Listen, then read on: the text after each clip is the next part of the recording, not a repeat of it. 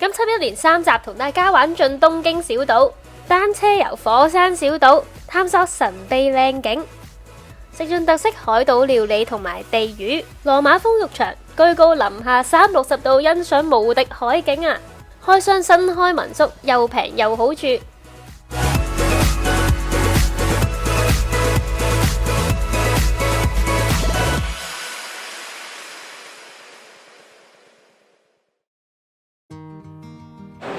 凌晨機依家係4點55分，冇化妝。但係凌晨機個人係特別肚餓噶，咁早機嚟到嘅話，一定要食早餐。咁我到嘅時候呢，就係 second floor 啦，2樓上去有個江戶小路嘅，咁嗰度都有啲餐廳係早開嘅，但係價錢上呢，就真係唔平啦。另外一個凌晨機好推介咧，就係羽田嘅 Airport Garden 啊，呢個好耐之前都介紹過噶啦。咁喺出境大堂已經有好清楚嘅指示，咁經過條長走廊呢，就會去到呢一個有得浸浴、休息、梳洗同埋食嘢嘅設施。咁今次呢，就梳洗埋、浸埋浴、食埋早餐呢，之後就出發啦。我係特別中意羽田機場，因為佢實在太方便啦。今集我哋玩跳島，可以搭 monorail 去濱松町站。只係20分鐘車程啫。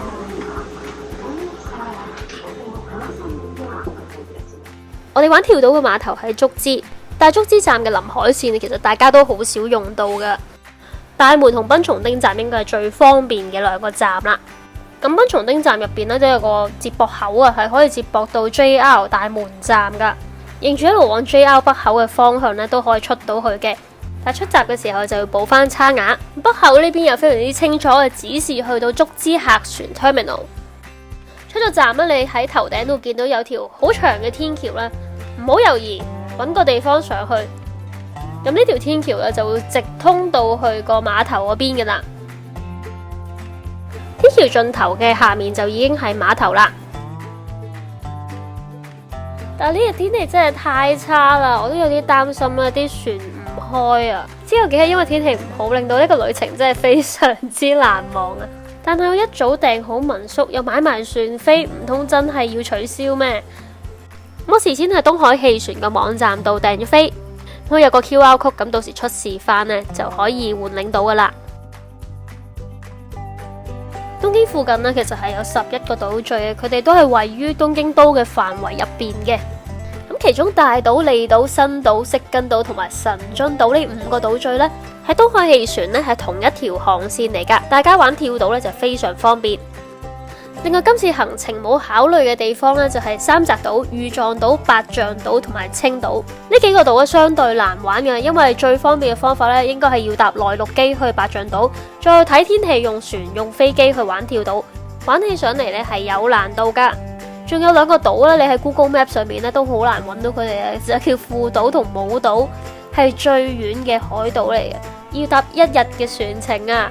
咁喺呢條航線當中，我揀咗呢3個島，我覺得係最有特色、景色最靚嘅。陣間就會喺呢度上船噶啦。呢度有2隻船 ，Jack Ferry 同埋大型客船。咁 Jack Ferry 咧係快好多嘅，除非你想夜晚出發，一朝早到達咧，就可以揀搭大型客船。佢入邊咧係有啲船艙，好似酒店咁樣嘅。我都係第一次搭呢啲船去小島，好期待啊！咁當日見到好多外來旅客啦，唔記得喺個船飛嗰度咧填翻你即將入住嘅地方啦，同埋你個 passport number。我上船係要 check 噶。原來呢個係 Seven Islands 啊，即係7個島嘅。有網友話呢程船咧貴過搭新幹線，我同意嘅，尤其是7月8月啊，仲會貴多幾千 yen 噶。飛旺季最近都要差唔多成1萬 yen 至13,000 yen。另外要留意，如果你拎大型行李超過特定 size 同重量咧，係要另外再加錢買行李券噶。唔好意思，我仲未化妝啊，因為陣間呢程船咧都要搭3個鐘嘅，咁可以喺船度瞓覺啦。咁今次要去嘅小島咧就係新島，咁中間會經過幾個小島嘅，會經過大島、利島啦，咁中間會停一停低 drop 一 drop 人嘅，但係時間比我想象中過得快好多。咁大概11點零啦，我哋就落船啦。到啦。呢個就係新島啦，咁我落船之後咧，民宿嘅主人就會過嚟接我噶啦。如果大家需要民宿接送嘅話呢，一定要同佢講你嘅船班次，因為佢會因應天氣咧係唔同碼頭停泊噶。呢個係今次呢幾日得出嚟嘅經驗，我喺其他網站度完全冇見過呢一個咁樣嘅提示啊！民宿嘅負責人依家車緊我去民宿啦。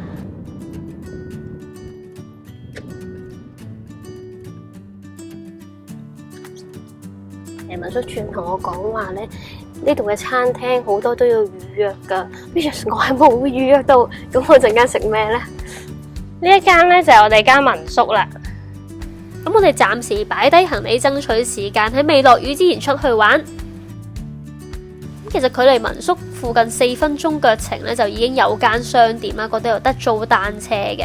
咁有兩隻嘅，一隻普通嘅，呢隻係電動，應該係容易啲。咁佢早嘅人都係2500蚊。啱啱喺前面踩咗一段路嚟到呢度新島食堂，好彩呢一間咧就唔需要預約。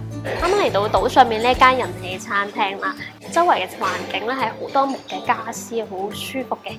但係呢度都有好多菜式咧係用島上面嘅食材製作噶，咁所以咧今日我哋就試下啦。大家平時嘅梳化可能都係浸湯啊，或者係冷食咁樣，可能撈下天婦羅，但係佢就加咗一啲島嘅海苔啦，同埋呢啲堅節啊咁樣。咁試下咩味嘅，我都未試過。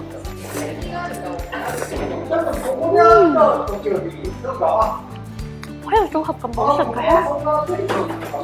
我平時食嘢咧就好少落調味料嘅，包括呢啲唐辛子我都好少落。但啱啱咧佢就俾咗呢個島糖辛子俾我，我加咗少少落去，哇！簡直係驚為天人。加埋攞啲好冰涼嘅梳打上面啦，哇，好好食，真係超好食。加埋啲海苔又係好鮮味。我用咗北海道嘅梳打粉啊，本身已經好有咬口啦，啲梳打好好食。本身我係食唔到呢度嘅魚生，係有少少失望嘅，但係呢一個梳打又令我燃點起希望。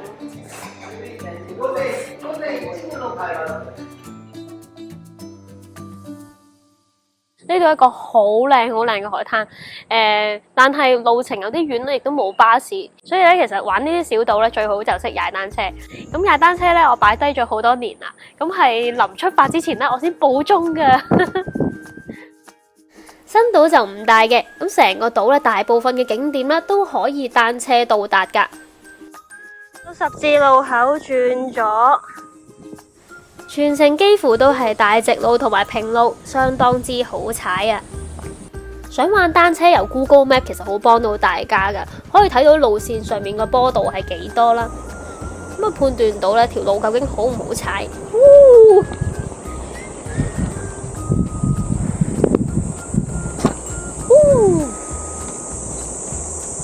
大家冇睇到歪嚟歪斜啊，但係都叫勉強可以接受啦。哇，好靚啊！由西邊嘅餐廳踩到去羽服浦海岸都只係9分鐘啫。羽服浦海岸最具標誌性嘅就係呢座白色建築同埋超藍嘅海水啊！哇，好靚，太靚啦！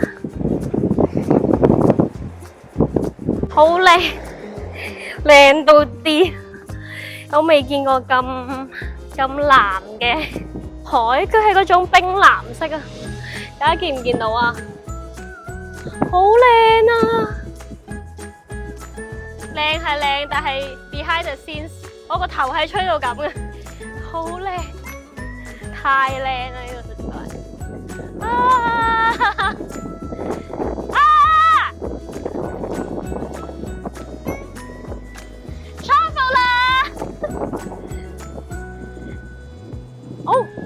有人呀！屌！呢座標誌性嘅建築物上面呢，其實都有更衣室同埋小商店，不過呢日呢就冇開。但喺上面呢都可以欣賞到新島東側嘅斷崖，同埋延綿6.5公里嘅呢個白色海灘。咁同埋呢，原來呢度仲係一個滑浪勝地嚟㗎，每年都會舉行大型嘅滑浪比賽㗎。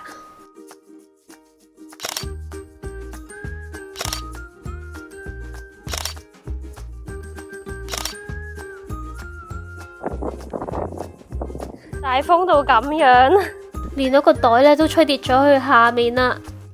去程同回程咧都可以經過新島嘅機場噶，但係其實航班咧係更加容易因為天氣問題取消噶，所以搭船會係更加好嘅選擇。哇，好攰啊！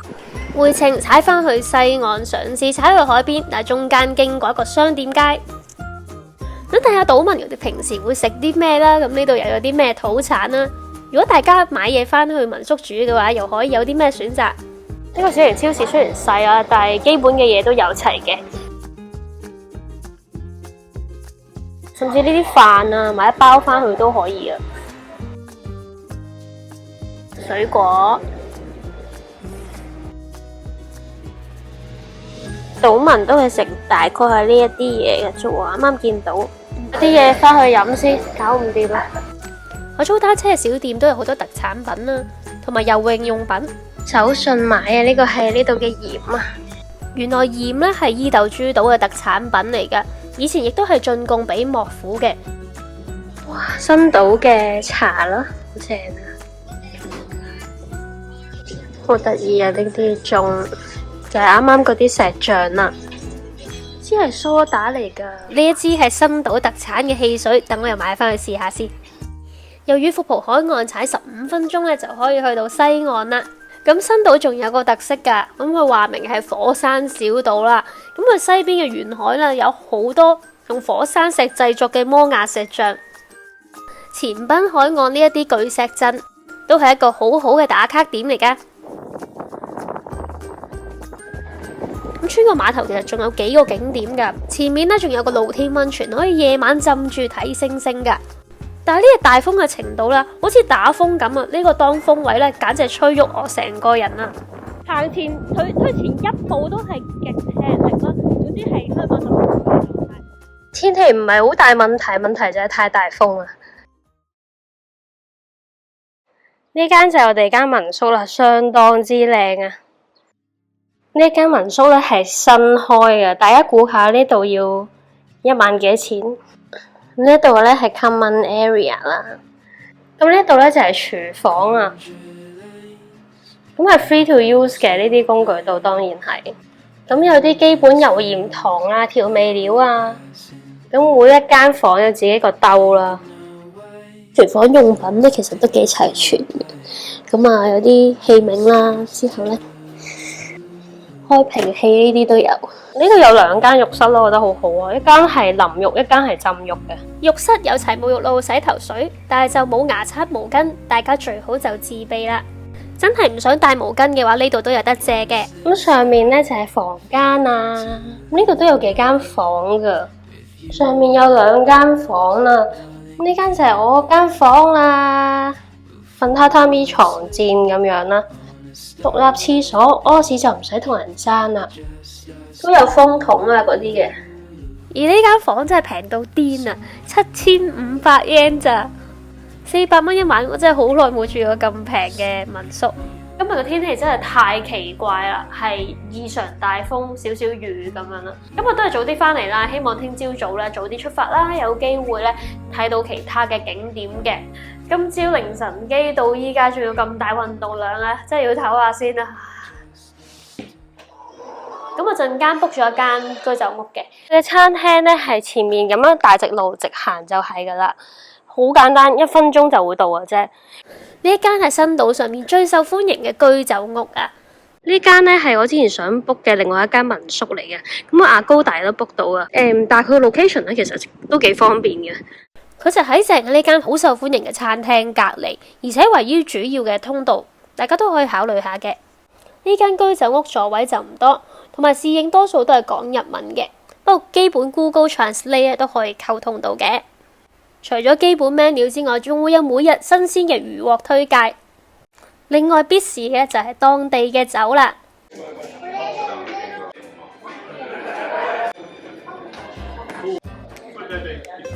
呢都係本地食材嚟嘅呢啲。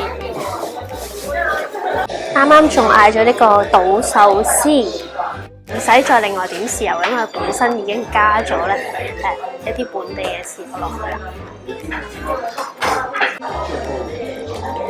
哇，好好食喎！呢個佢係本身冇 wasabi 啊，冇 wasabi 啊。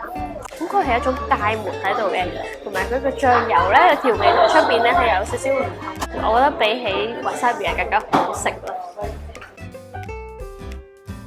就係鰻魚乾嘅串燒，因為可能喺啲邊位啊，有啲組織喺度，咁再咬落去咧就係好甘香，好好食。都嚇親老闆，因為嗌咗太多嘢食啦，我一個女仔，啱啱買咗啲地魚嘅，其實我都唔知我自己食緊啲咩，但係試下啦，因為佢呢度咧嗰啲醬油係幾唔同，佢島上面嘅醬油咧係偏辣嘅，佢唐辛子醬油嚟嘅，但係又唔係比我想象中咁辣咯，係有少少調味㗎嘛，有種辣嘅香多過辣。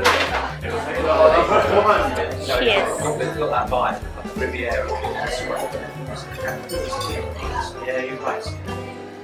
試下呢度啲魷魚先，啱啱燒咗出嚟，新鮮出爐睇出嚟。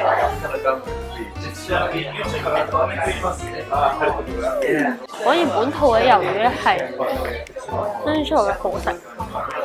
My favorite， 因為終於試到島上面嘅壽司，我覺得好值得一試嘅，因為佢個風味係同傳統嘅壽司咧係好唔同嘅。咁下晝咧喺超市度買咗啲嘢食翻嚟，今晚做宵夜，細細串嘅巨峰提子買啊，幾開心。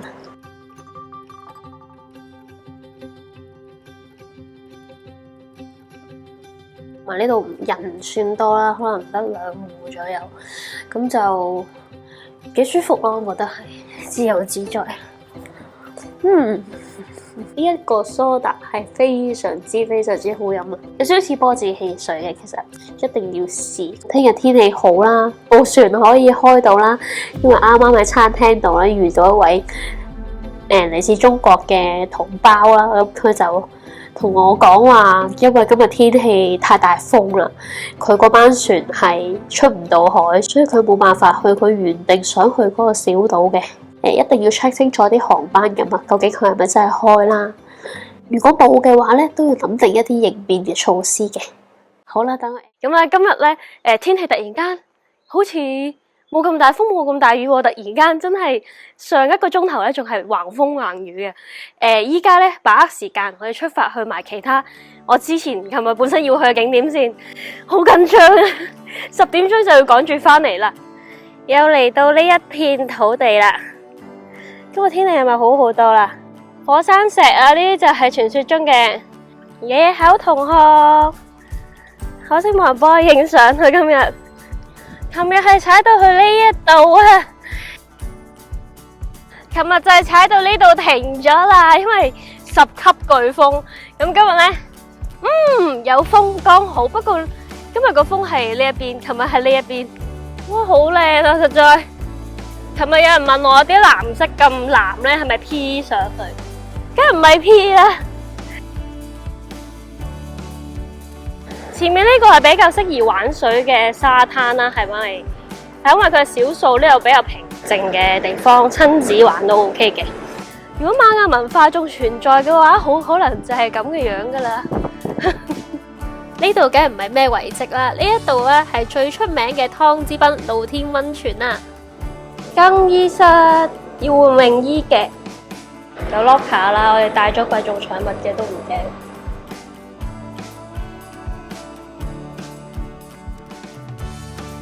伊豆諸島都係由火山噴發而成嘅，小島嘅地熱溫泉非常之豐富，唔少溫泉都係近住沿海，甚至係海中間添，可以話俾無敵海景包圍住啊！呢度仲有個竹湯添喎。望住呢個海岸浸竹湯應該真係好正啊！如果天氣好就更加正。呢度一共有6個浴池，最頂仲有希臘風格嘅建築，好正啊！好開心，太正啦！呢度好值得嚟啊！我覺得真係啊！呢度咧係男女混浴嘅，即係男同女咧都可以着住泳衣咁過嚟呢度。一齊望住海浸浴啊！想去上面嘅羅馬風浴池，270度嘅開揚景色啊！同埋咧全場係冇人嘅，好似包場咁。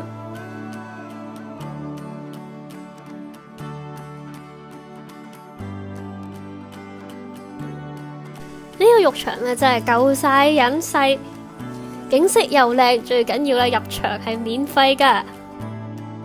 居高臨下仲可以欣賞到咁靚嘅天然景色，我覺得咧仲開心過去溫泉旅館啊！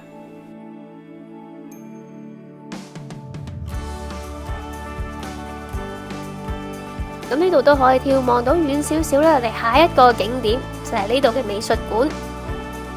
除咗上面呢個絕景靚溫泉之外呢，咁下面呢仲有一個冷泉噶喎。湯之濱嘅範圍其實都唔大嘅，大家好快就可以試晒呢6個池。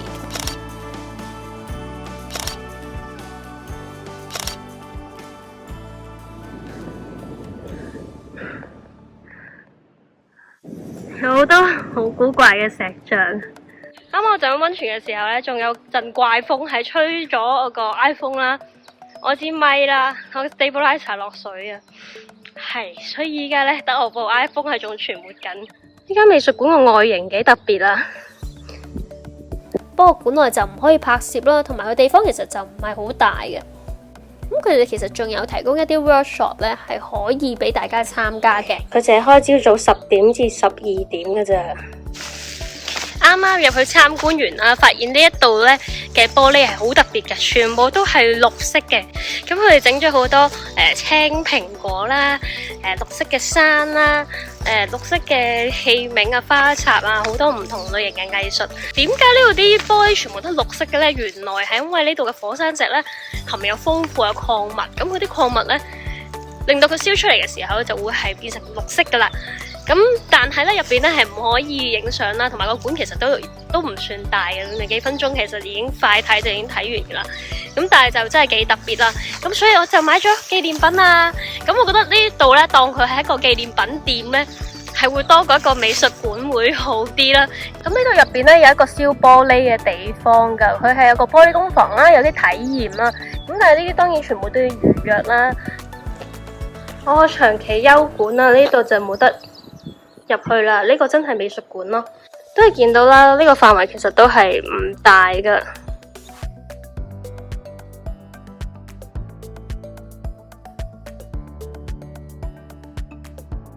回程啦，真係好唔捨得呢一度啊！咁其實每年7、8月啦，逢係暑假都特別多船去呢一啲小島噶，好多人咧專程帶埋小朋友去，好似我哋咁去長洲度假。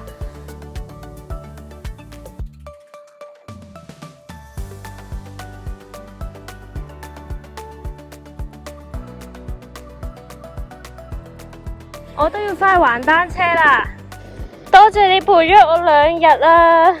今次呢個單車遊係大成功。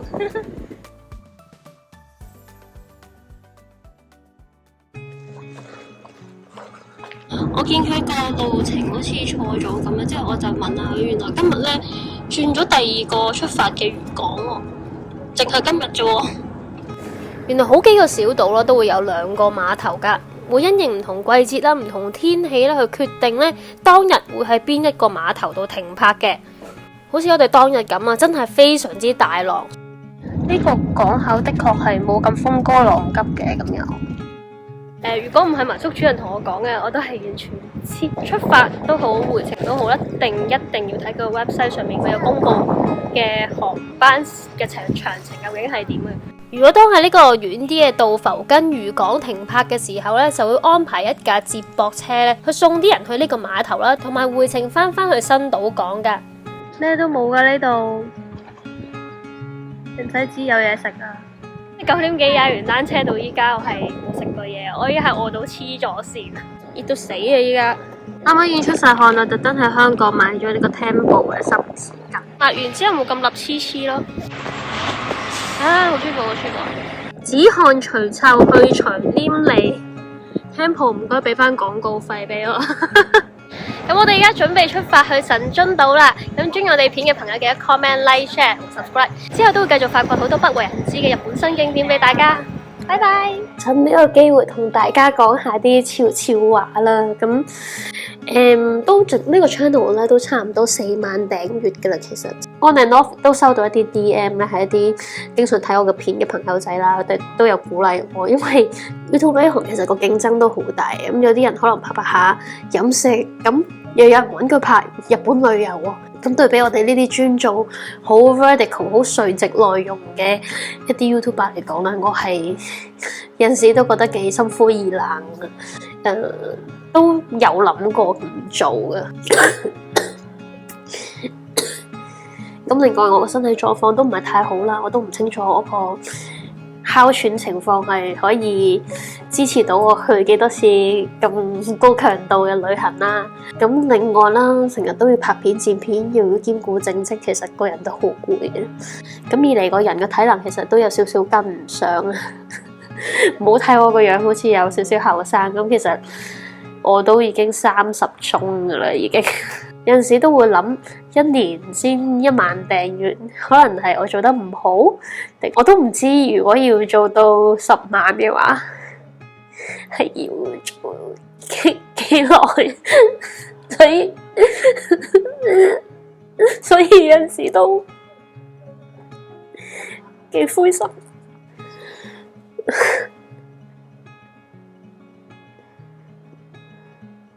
其實都盡量希望自己揾翻個初心。咁我初心係去旅行，去 sharing，唔好睇數字咯。係啊，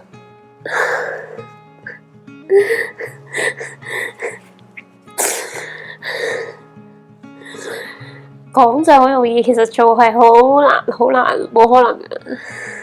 其實旅行都帶咗好多嘢俾我，等我見識多咗啦。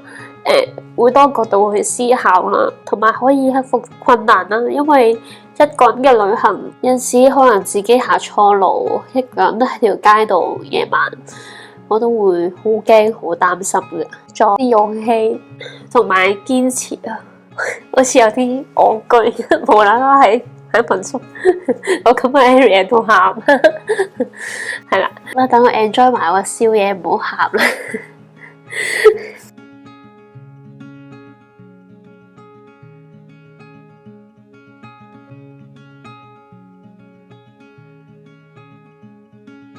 今個行程主要介紹以船為主嘅交通啦，咁但係其實呢，仲有其他地點咧都係可以去到新島噶，包括條埔飛行場啦，同埋下田港。下集跳到去日本星空保護區嘅小島，試又平又好食嘅海島魚生飯，去埋透明度No.1嘅浮潛海岸，入住好有家嘅感覺嘅民宿，一泊二食，夜晚仲去睇星添啊！原來東京嘅著名神社竟然喺呢度。如果你中意呢個行程，但又唔想 plan 得咁辛苦，可以喺片嘅下面，又或者撳暫停，喺左下角咧就揾到一個購物嘅標誌，可以單次購買我嘅行程表，入邊已經有晒交通同埋更加詳細嘅餐廳推介。行程指南50% 嘅收益咧會用作慈善嘅用途噶。想支持我嘅創作，可以加入成為會員，除咗可以抽選手信福袋，我亦都可以喺 IG 回答你嘅問題嘅。成為富士會員可以喺社群當中提供嘅連結下載到所有行程表噶。包時間班次、有用連結、餐廳介紹、使費預算、景點介紹等等詳細嘅資料。每一個行程時間同景點都會連接去城門案內同埋 Google Map，方便你隨時更改行程。